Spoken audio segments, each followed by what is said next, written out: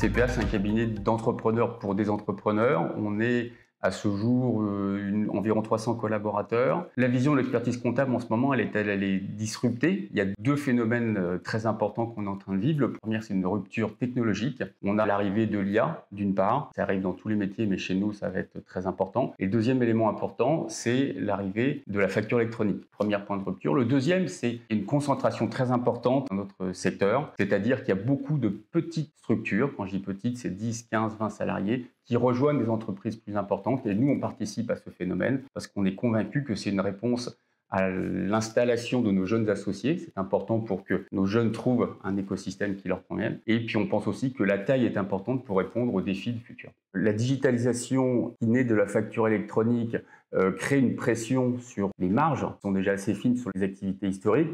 Donc l'enjeu pour les cabinets comme nous, c'est de donner finalement plus de choses pour la même valeur, c'est d'aller donner plus de reporting, d'aller utiliser des solutions logicielles qui finalement donnent des informations en temps réel. Donc ça, c'est un premier enjeu. Et puis le deuxième enjeu, il est aussi en ligne avec notre ADN d'entrepreneur, c'est d'aller offrir d'autres solutions à nos clients et pas nécessairement là où ils nous attendent. C'est pour ça qu'on a construit des offres de gestion privée. On est capable de les accompagner sur le recrutement. On est capable de les accompagner sur la relance client, le courtage d'assurance. Donc sur des champs où finalement on se dit que nos clients vont peut-être être heureux, satisfaits de trouver des solutions qui finalement répondent à leurs problèmes. Nous, avant, on était sur Full plus Dext. Et pourquoi on a changé?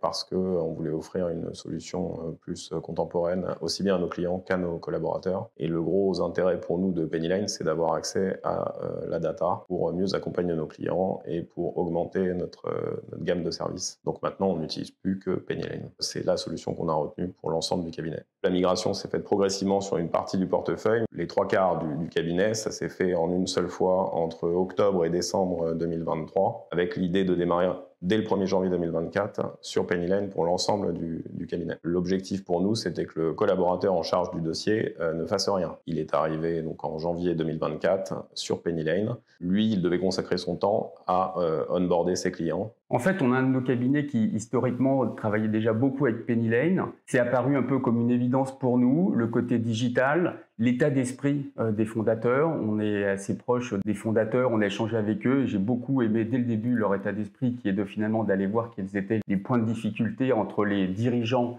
et leurs experts comptables et construire une solution logicielle qui soit finalement la bonne interface entre ces deux interlocuteurs et les deux devant parler de plus en plus. Ce qui est particulièrement apprécié sur Pennyline, côté collaborateur, c'est d'abord qu'ils peuvent se former tout seuls. Donc, il existe la Pennyline Academy et avec le turnover qu'on peut avoir dans les cabinets, c'est pratique d'avoir cette solution d'auto-formation. Ensuite, c'est un logiciel qui colle avec ce que les collaborateurs retrouvent par ailleurs sur le web. En termes d'expérience utilisateur, on retrouve quelque chose d'assez facile. Là où avant, on avait un logiciel comptable, un OCR, là, on a tout dans le même outil. Donc, pareil, le collaborateur ne change pas d'environnement, il reste dans Pennyline. On a le déclaratif fiscal aussi qui est intégré à Pennyline, donc c'est vraiment ça qui importe, c'est de tout avoir au même endroit. Pour faciliter l'onboarding des clients sur Pennyline, CPA a créé un service onboarding. C'est ce service qui forme les clients à l'usage de Pennyline, aussi bien sur les fonctions de base que sur les fonctions plus avancées. L'objectif pour nous, c'est d'équiper tous nos clients avec un compte pro Pennyline. Sur Pennyline, on commence à noter des gains de productivité assez significatifs. On estime ça entre 20 et 30% par collaborateur. L'objectif pour nous, c'est d'amener les collaborateurs vers